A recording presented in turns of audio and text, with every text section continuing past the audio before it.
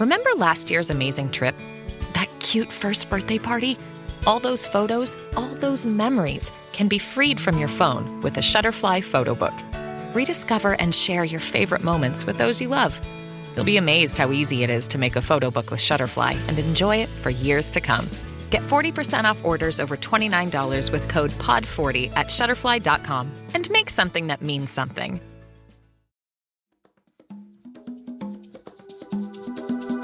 Today on CityCast Denver, the James Beard Foundation announced the 2025 semifinalists for their prestigious restaurant awards yesterday, including some local faves like Penelope Wong and Alma Fondafina.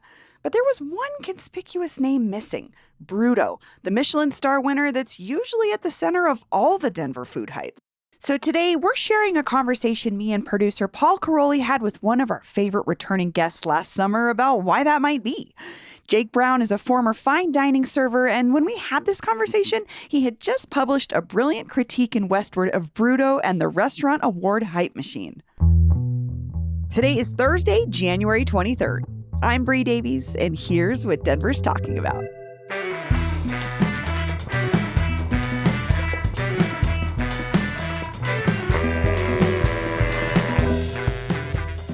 Hey, before we get to today's conversation, I have a favor to ask. CityCast is doing a listener survey to learn about our podcast audience, and it would really help us out if you took it.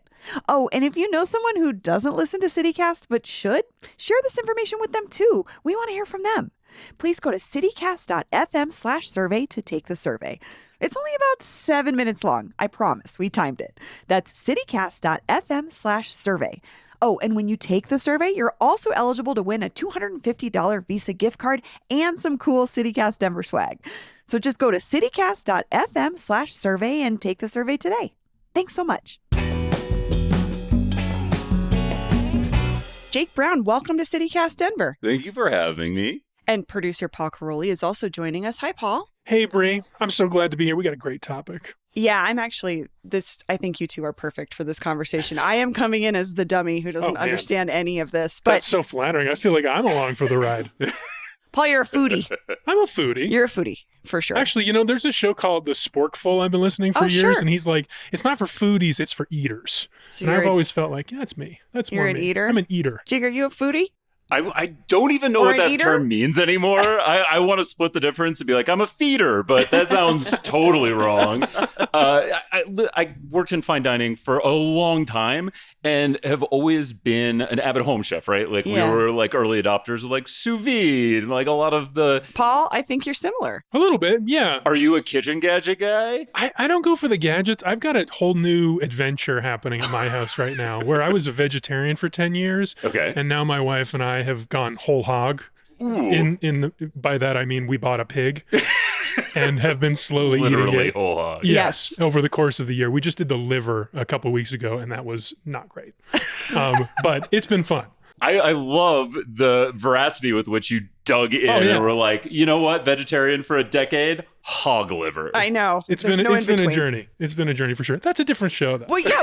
What we're talking about today is the Michelin Guide, which will unveil its second Colorado edition soon, meaning this is only the second year ever that restaurants in the state have been awarded these highly regarded stars at all. But some spots, like the place we're going to discuss, we'll find out if they keep the stars they received last year. But before we get started, Paul, for the uninitiated, can you explain why the Michelin star designation is so important? Absolutely, I can. I mean, Jake lived it, but it's prestige is what it is. For like decades and decades, this was a famous tire company that made a road guide, and to be recognized as a restaurant in this road guide meant that you had something special going on at your restaurant. And so these were the places like world-class restaurants, Noma, Michelin stars. Recently, it's changed a little bit. Like the company Michelin has changed how they operate. Their business model is different. They think of themselves, according to this New York Times piece we talked about last year, as like less of a critic of the industry and more of a partner. But still, these stars carry a lot of weight in for both diners, for food fans, and especially for chefs. Like the headline from the Denver Post last year after this restaurant, Bruto, downtown, we're going to talk about, one Michelin star, was 925 reservations in 36 hours. Holy. Which is a lot. Sounds like a showing on a house in Denver. Truly. You know Truly. what I mean? I mean, where in Denver do you compete for a reservation? But these Michelin stars created that hype. And it was a special moment. They made a lot of money. It's life-changing for these restaurants. Jake, that's what I want to ask you because you worked on the restaurant side of this whole experience. Yeah, and to be able to say, hey, listen, our books are full for the next month is like any restaurateur's dream, where we would have nights, on a Tuesday, Wednesday, it's slow. I think we went in on a Thursday, and there was a couple that had flown in from LA just to eat that menu. Oh, wow. It was their second time. So key. The fly-ins, the tourism. I think that was the other big takeaway I had from last year when the Michelin Guide first came to Colorado was like the tourism agencies paid Michelin to come here.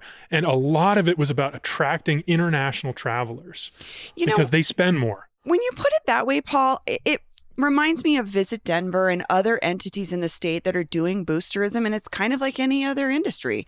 There is a lot of not backroom money, but there's money going into pushing Denver as a food city or a music city or an art city. And it's really just like anything else in like any other industry. A business improvement district in the neighborhood. They're all pooling resources so they can have more trees in the neighborhood. Better signage. A restaurant industry would do this. In this case, I thought when I was revisiting this whole thing last year, like sometimes it feels like a conspiracy. Sometimes it's just like this.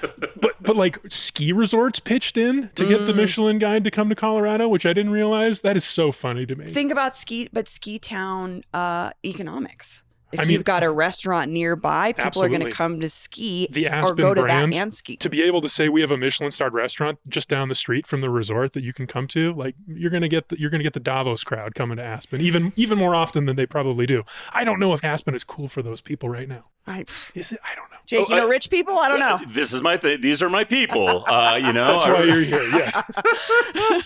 It's what are we looking to attract? And it is these like hyper rich people that go, oh, there's a new Michelin. I have to eat it because they collect them like their trinkets. Yeah, they're Pokemon. Yeah, they put them in their little like kitschy cupboard, only they're filled with like platinum spoons. Yeah, that makes sense to me. It's kind of like seeing a show at Red Rocks. Everybody wants to see a show at Red Rocks. But Jake, the reason we wanted to talk to you was you wrote this pretty scathing take for Westward about Bruto, which is one of these restaurants.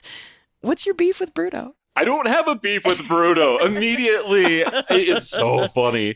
I feel like the old like Simpsons episode where Homer becomes a food critic and he's like too nice for a minute, and then the moment he says something negative, the chefs literally plot to kill him. Like, I think we've reached this point where we have been viewing food so much through the eyes of influencers lately who prioritize access over anything, and that as eaters, we have become inured to photos of food and not the consumption of food itself. I'm so glad you brought that up because I want to talk about that a little bit later. Paul, you mentioned this, the move of the Michelin star from criticism to sort of boostering, and that influencer impact is also part of this.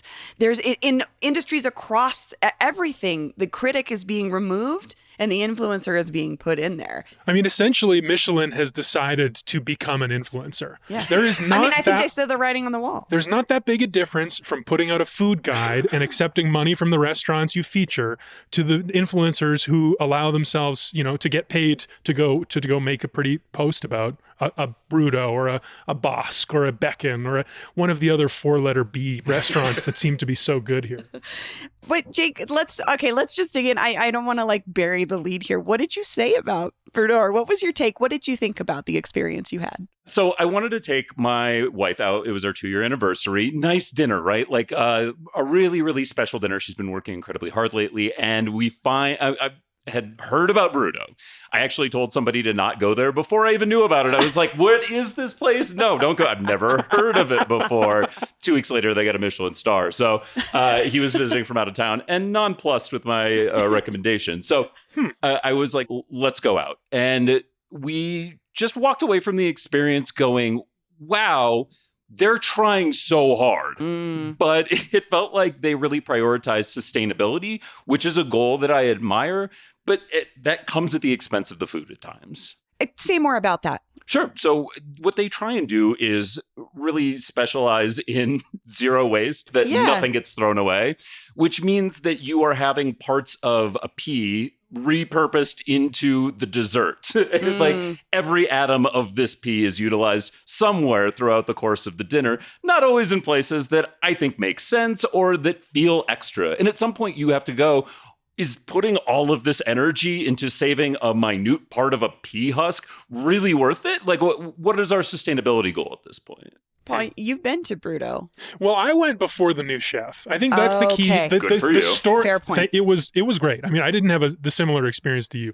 I had a very consistent, refined experience that I thought was great. I mean, it was extremely expensive, and everyone's going to have their own value judgment. But I think the story is like, this guy, Michael Diaz de Leon, had been bouncing around Denver for a while. He's the chef. And then he got an opportunity with this restaurant group, Id Est, which is run by Kelly Whitaker. And they're very popular here in Denver. They have a lot of restaurants. Totally. And then during the pandemic, Michael Diaz de Leon worked his tail off round the clock to produce something that was just like a singular vision of a sustainable and like a heritage, grains and masa from Mexico, pan Latin American cuisine, expressing something personal, but also some respect for food sourcing.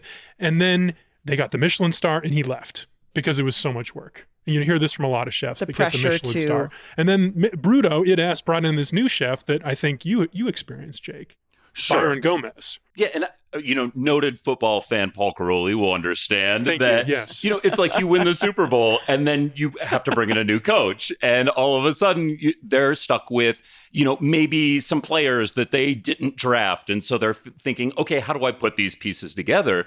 And I am a huge fan of Byron Gomez. Don't get me wrong. Like, on Top Chef, I think that he is an incredibly talented chef. I just think that some of the quote unquote players that he has been saddled with maybe don't play to his strengths, and that he hasn't had the time that Michael Diaz de Leon did to really cultivate this singular vision. He got thrown in there and said, figure out how to make it work in a year. And I just don't know that he's there yet. No knock on him. Yeah. That is interesting, though, that so much of these restaurants can be driven by the chef. It's the chef themselves. Well, that I think that's changes everything. That's something that's so special about it too. Is like when you have someone's vision, it's like an artist. Like someone putting art on the plate. And that's something that's so interesting about food right now is we have these auteurs. I mean, it's a little bit, maybe 10, 15-year-old idea. Anthony Bourdain kind of created this moment where chefs are rock stars. But to be able to have to step in and execute someone else's vision in a restaurant where your job is also to feed people, to sustain their biological beings, like that's the central tension, I think, here is like food is art now, but food is still sustenance.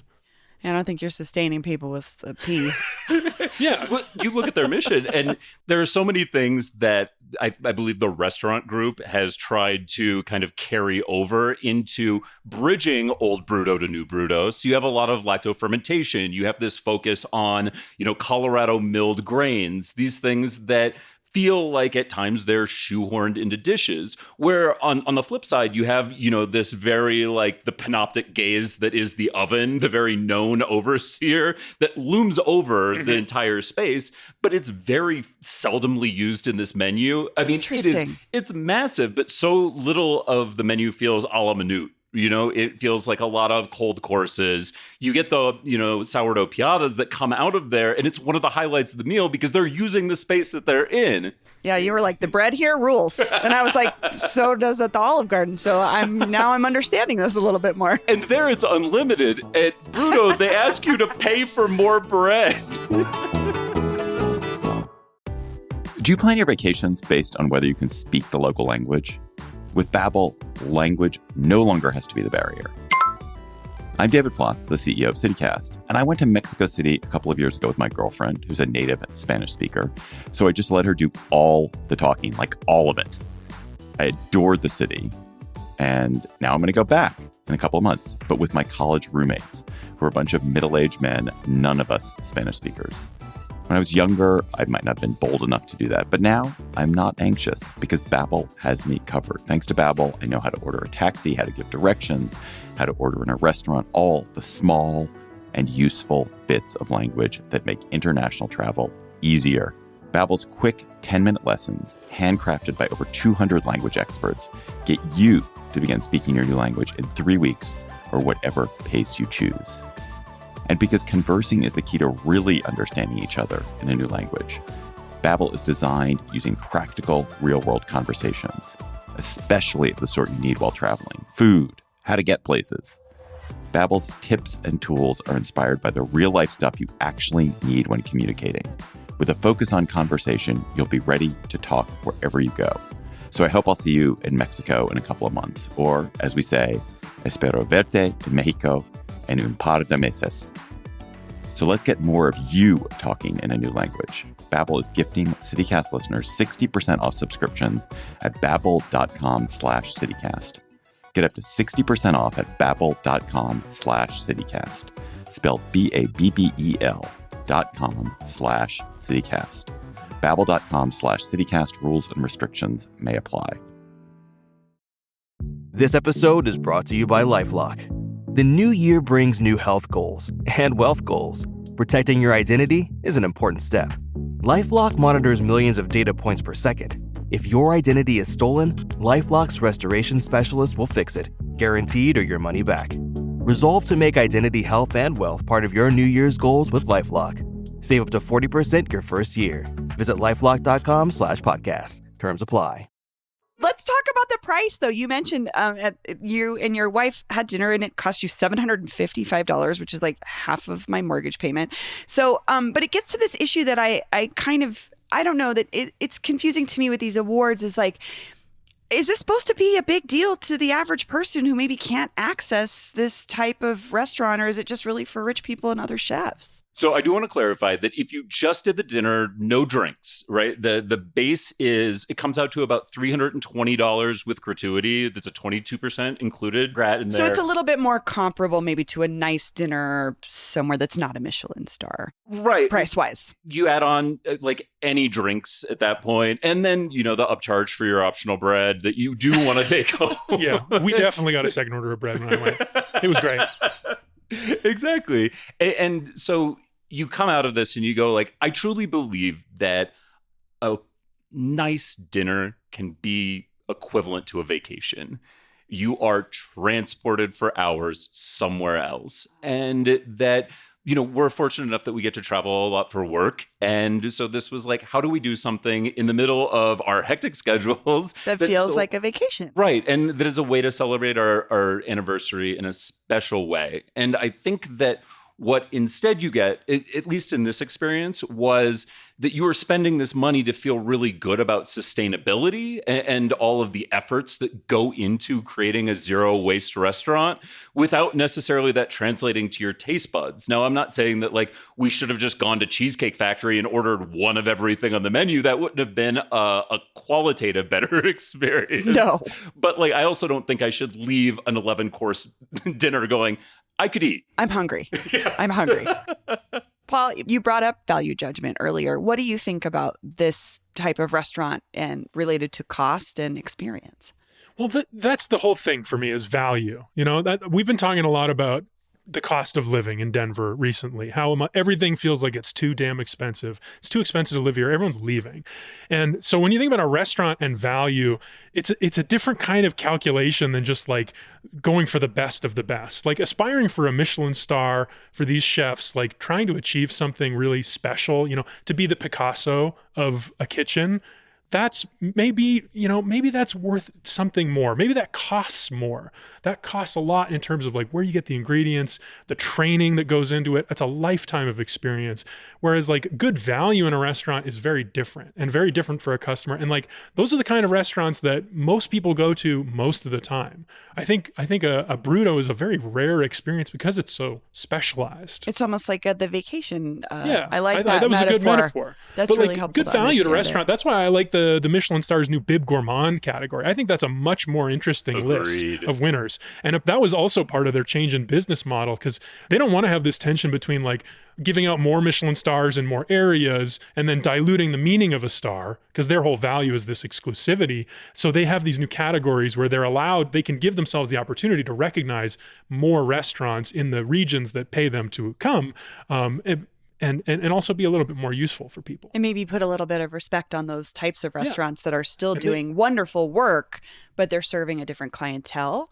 And they're, I don't want to say doing it for different reasons, but it may be a little bit. Yeah, a little bit. I think somewhere like La Diabla, my favorite restaurant in town right now, like they have a loyal customer base that comes back every Thursday for the pozole deals. You know, they have a great happy hour deal. They have a community. That's how you run a sustainable restaurant, is you bring back regulars.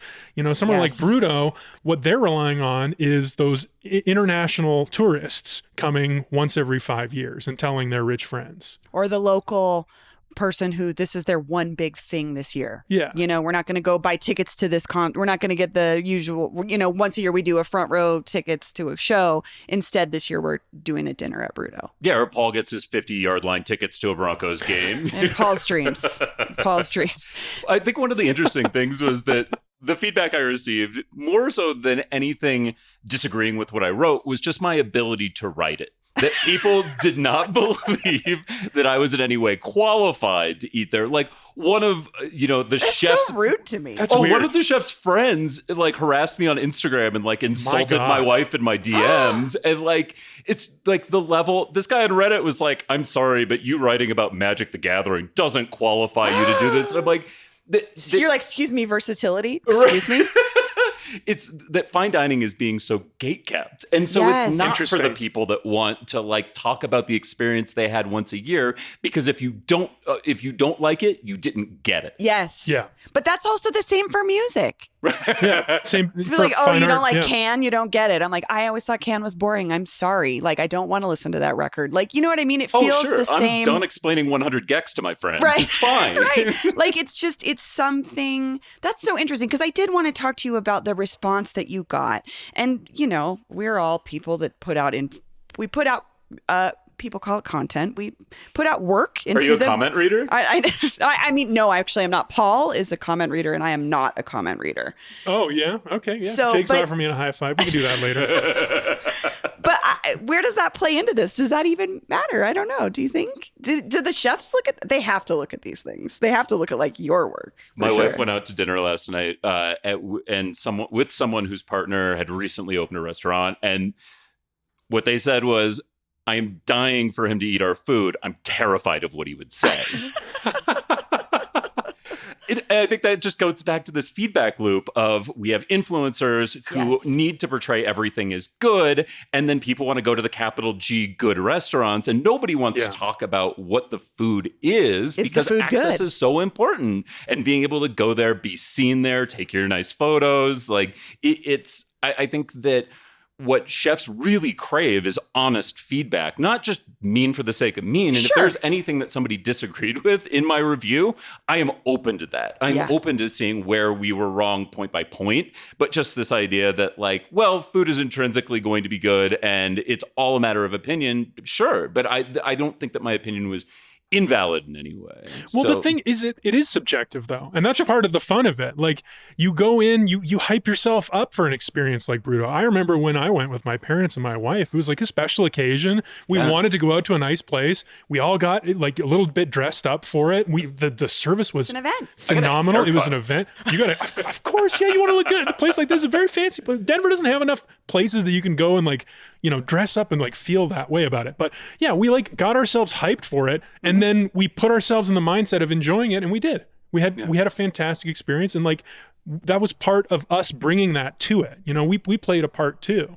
So I think restaurants, you can do that. You can choose whatever experience you want to have to an extent. Because you talked about the service too, Jake. You're like, you don't get a Michelin star for service, but the service was phenomenal. We really love the service. Alan, if you're listening, I love you. I was like trying to how could I find Alan? Yeah, I want to see who Alan is. Alan claps back at the next episode. No, and we didn't go in there with the intention of writing anything. My editor, the inimitable Molly Martin over at Westward, saw my stories, and we just started talking about this. She goes, I want to hear this, but on the page, because I was very unfiltered about this. And there aren't technically Michelin stars for service, but obviously it plays a part. Like we would be kidding ourselves. They're the stewards of it. Right. And for a Michelin star, there were things that they missed. Like, my silverware wasn't remarked after a course. That's something I feel like a Michelin star restaurant should be expected to nail every time. There was, something that was like an inedible chunk in my dumpling, or several inedible chunks. And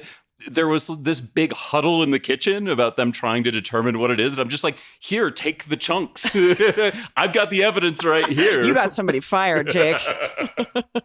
But I don't know. This is it. I'm thinking, I don't know. I'm thinking a lot about the service component now too. But let's go back to the Michelin of it all. Like, sure.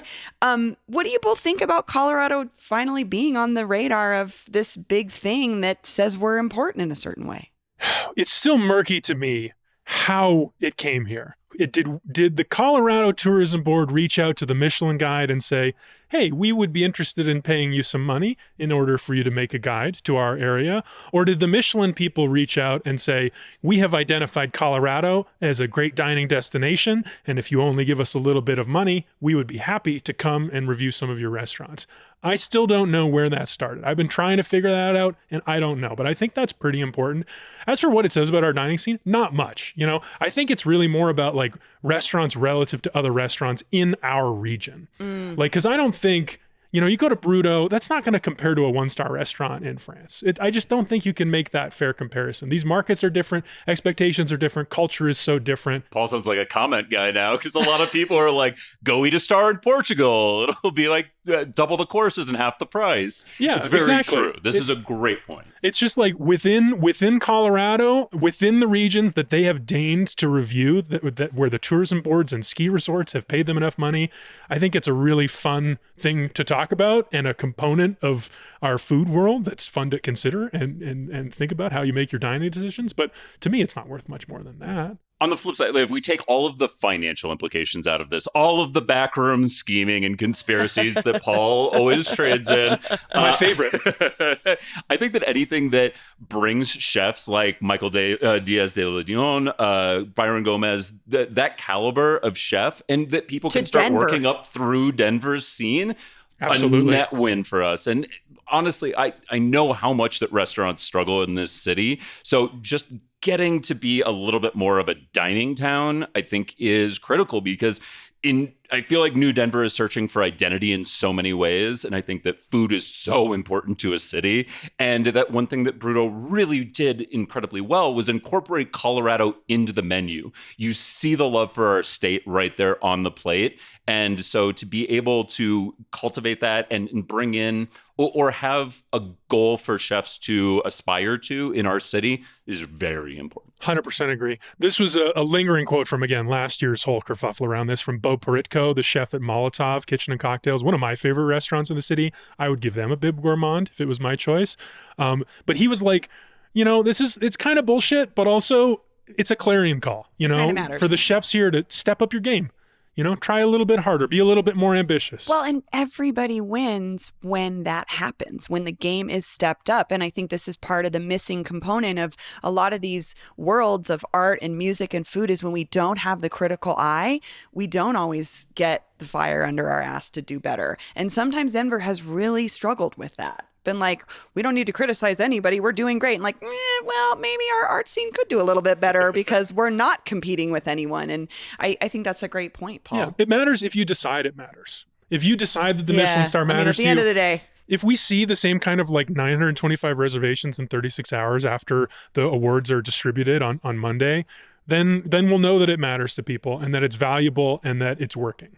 And that's good for our economy. I mean, at the end of the day, I guess my last question for you guys would be, if you could pitch a category to Michelin that you would like to rate or judge or be something that they think about when they look at restaurants, what would that be? Paul, I mean, do you have one, Brie? I want to hear what you think about this. You haven't said anything. Well, because I mean, honestly, I told you this. I've only been to this style of restaurant when I know the chef who's hooked me up. Like, I would never pay for this. But I guess to me, I think you know this about me. I love atmosphere. Yeah. I like a good experience. I think that restaurants sometimes severely lack in like thinking about a comfortable chair that like looks cool, and the light. I like lighting, and I like intentional music. I hate when you walk in and you're like, why are they blaring like My Chemical Romance? Love them.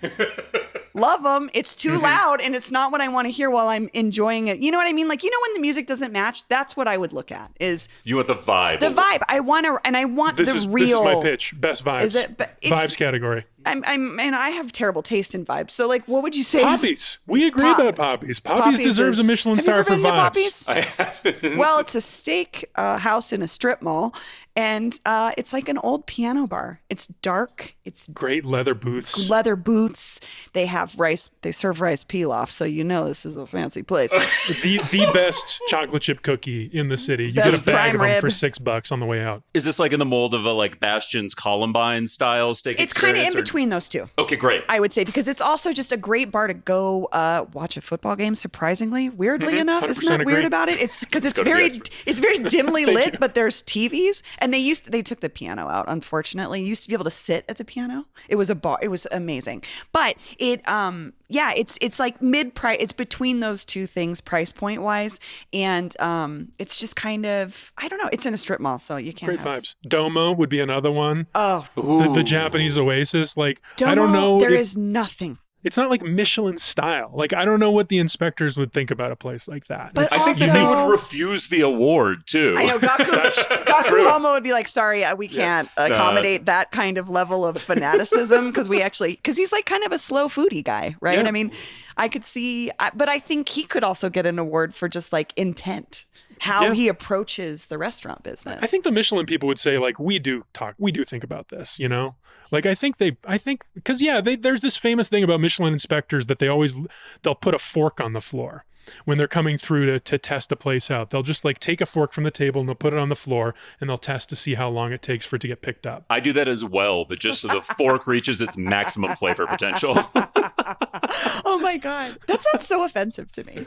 Like, let's go see who picks this up. But maybe it's a good point. It's like, who's paying attention to the experience? Yeah. Oh, I had a GM that would take all of the Splendas out of the sugar thing when you were doing like a review to see if you noticed that you needed to bring more Splendas. So hilarious. The weird but the details matter for these people.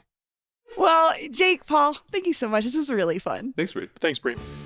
Along with Alma Fondafina and Penelope Wong, other 2025 James Beard semifinalists announced this week include Bo Peritko of Molotov Kitchen and Cocktails and Kenneth Wan of MacFam, both up for Best Chef in the Mountain Region. Plus, Aurora's Traveling Mercies in competition for Best New Bar, Boulder mainstay Frasca competing for Outstanding Restaurant, and so much more. We'll share a link in the show notes to Westward's complete roundup of this year's nominations.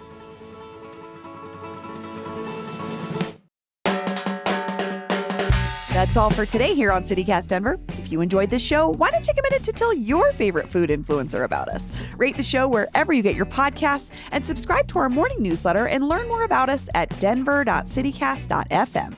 And if you love this show, come see us in person at Heyday, an indoor fair with urban flair on Saturday, March 8th. Get your tickets now at heydaydenver.com.